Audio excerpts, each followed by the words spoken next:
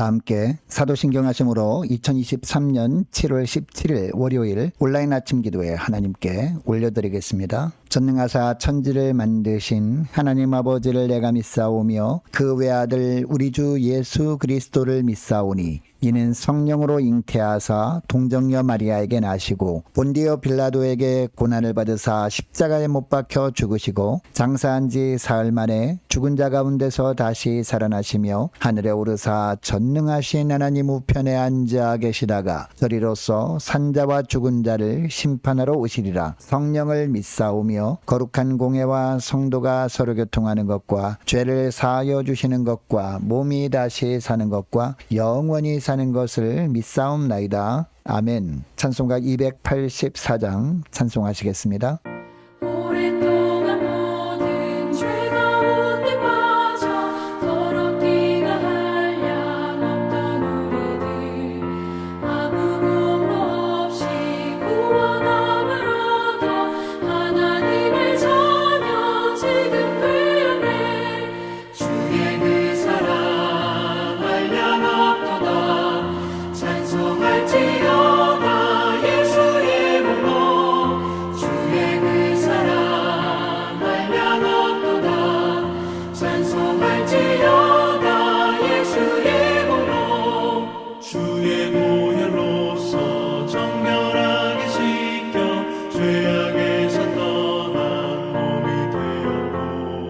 세상 근심 구름 간 곳 없어지니 하나님의 빛이 영화롭도다. 주의 그 사랑 한량없도다. 찬송할지어다 예수의 복로. 주의 그 사랑 한량없도다. 찬송할지어다 예수의 복로. 주의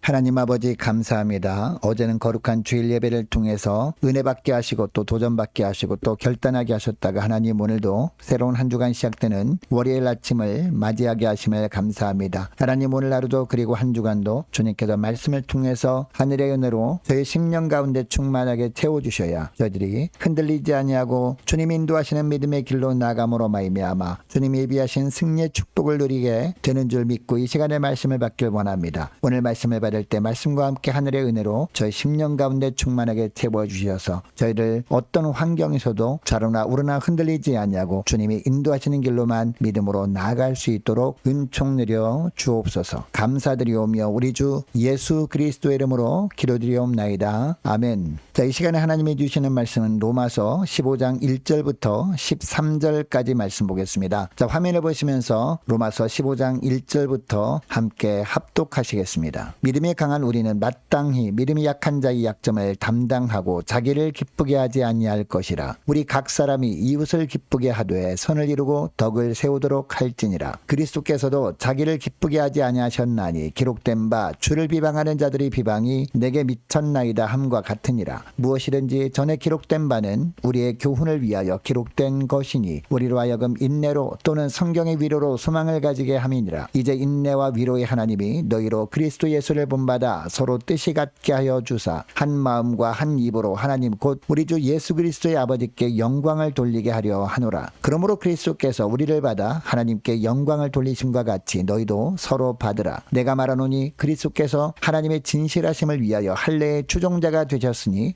이는 조상들에게 주신 약속들을 견고하게 하시고 이방인들도 그 긍휼하심으로 말미암아 하나님께 영광을 돌리게 하려 하심이라. 기록된 바 그러므로 내가 열방 중에서 주께 감사 감사하고 주의 이름을 찬송하리로다 함과 같으니라. 또 이르되 열방들아 주의 백성과 함께 즐거워하라 하였으며 또 모든 열방들아 주를 찬양하며 모든 백성들아 그를 찬송하라 하였으며 또 이사야가 이르되 이새의 뿔이 곧 열방을 다스리기 위하여 일어나시는 이가 있으리니 열방이 그에게 소망을 두리라 하였느니라. 소망의 하나님이 모든 기쁨과 평강을 믿음 안에서 너희에게 충만하게 하사 성령의 능력으로 소망이 넘치게 하시기를 원하노라. 아멘. 여러분, 우리는 로마서 12장부터 우리가 어떻게 사는 것이 하나님의 받으시는 거룩한 산제사로서의 삶인지 살펴보겠습니다. 지난 시간에 살펴본 14장에서는 공동체 안에 있는 믿음이 연약한 자를 비판하기보다 이해해 주는 것이 하나님이 받으시는 거룩한 산제사로서의 삶이라고 했습니다. 여러분, 그런데 이것은 믿음이 연약한 자를 대하는 소극적인 방법입니다. 이어지는 오늘 본문 15장에서는요, 공동체 안에서 믿음이 연약한 자를 대하는 더 적극적인 방법을 말씀하고 있는데, 자, 1절 보니까 뭐라고 합니까? 1절 말씀을 보시기 바랍니다. 믿음에 강한 우리는 마땅히 믿음이 약한 자의 약점을 담당하고 자기를 기쁘게 하지 아니할 것이라 라고 합니다. 세상 사람들은 강자가 약자의 약점을 이용해서 살아갑니다. 그러나 믿음 있는 사람이라면 약자의 연약한 부분을 담당해 주면서 살아야 한다라는 겁니다. 여러분, 여기서 담당한다는 말은요, 짊어진다는 뜻입니다. 그러니까 연약한 자의 약점을 담당하라는 것은 약한 자의 약점을 내 약점으로 알고 그대로 짊어지라는 겁니다. 연약한 자의 부족한 점을 그대로 받아들여 주라는 겁니다. 다른 사람의 허물이 보인다고 그 허물에 대해서 비방하지 말라는 겁니다. 이것이 약점을 담당하는 겁니다. 여러분, 이것을 기억하시고 다른 사람이 약점이 보일 때마다 그 약점을 들춰내기보다 그 약점을 내 약점인 것처럼 받아들이시고 위하여 기도해 주시는 저와 여러분 되시기를 축복합니다. 여러분, 그러면 구체적으로 우리들이 연약한 자의 약점을 감당하기 위해서 어떤 삶을 살아야 할까요? 첫째로 다른 사람을 기쁘게 하며 사는 겁니다. 여러분, 우리는 어떻게 하든지 우리 자신의 기쁨을 위해 살아가려고 합니다. 그러나 오늘 본문은요, 정반대로 말씀합니다. 1절 말씀을 다시 보니까 믿음이 강한 우리는 마땅히 믿음이 약한 자의 약점을 담당하고 그 다음에 뭐라고 합니까? 자기를 기쁘게 하지 아니할 것이라 라고 합니다. 자기만의 기쁨을 위해 살지 말고 2절을 보니까 오히려 이웃을 기쁘게 하라 라고 합니다. 그리고 3절 말씀을 더 보니까 주님도 이 땅에 오셨을 때 자신의 기쁨을 위해서 살지 않으시고 바로 우리들의 기쁨을 위해서 사셨다라고 하고 있습니다. 그러므로 우리도 당연히 주님처럼 나보다 지체들을 기쁘게 하는 삶을 살아야 한다라는 겁니다. 그런데 남을 기쁘게 하는 것도 조건이 있는데 2절을 보니까 선을 이루고 덕을 세우는 범위 안에서 해야 한다라고 하고 있습니다. 여러분, 여기서 선은 어떤 선을 말할까요? 하나님 보시기에 선을 말합니다. 그리고 덕을 세우는 것도 하나님 보시기에 믿음의 덕을 세우는 것을 말합니다. 세상적인 방법이 아닌 주님의 방법으로 연약한 자를 기쁘게 해야 한다라는 겁니다.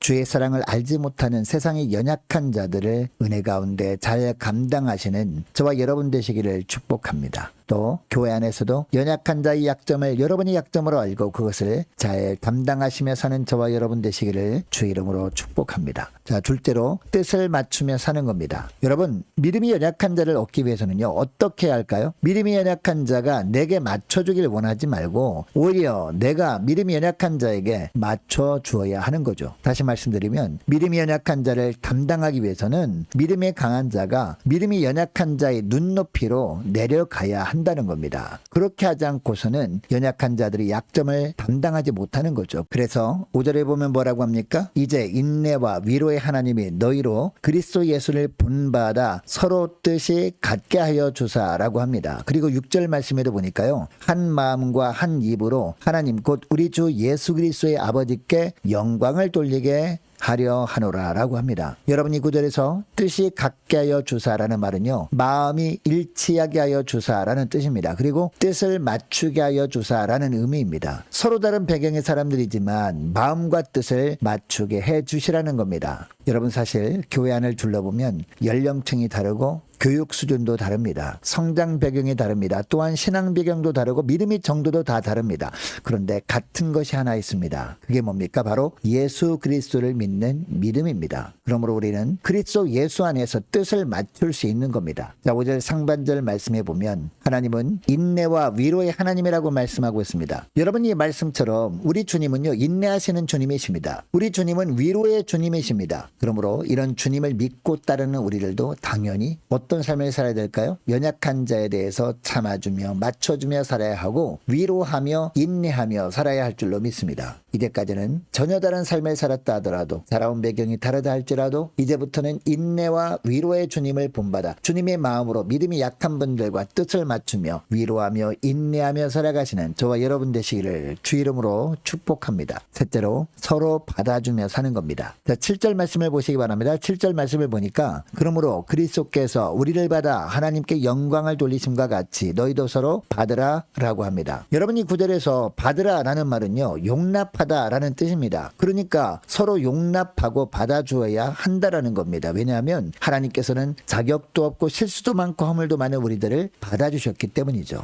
여러분 주님은 우리를 결코 거부하지 않으셨습니다. 연약함에도 불구하고 우리를 받아주셨습니다. 그렇다면 주님 안에서 우리가 받아들이지 못할 것은 하나도 없다는 것을 우리는 알아야 합니다. 7절 말씀을 다시 보니까 그러므로 그리스도께서 우리를 받아 하나님께 영광을 돌리심과 같이 너희도 서로 받으라 라고 명령형으로 되어 있거든요. 여러분 이처럼 명령형으로 말씀하신 이유가 뭘까요? 우리가 받아들이지 못할 사람은 주님 안에서 한 사람도 없기 때문입니다. 여러분 주님은 우리 교회가 하나 되길 원하십니다. 믿음이 강한 자나 믿음이 약한 자나 하나 되길 원하시는 주님이십니다. 그리하여 우리 안에 기쁨과 평강이 충만하게 되기를 주님은 간절히 원하고 계십니다.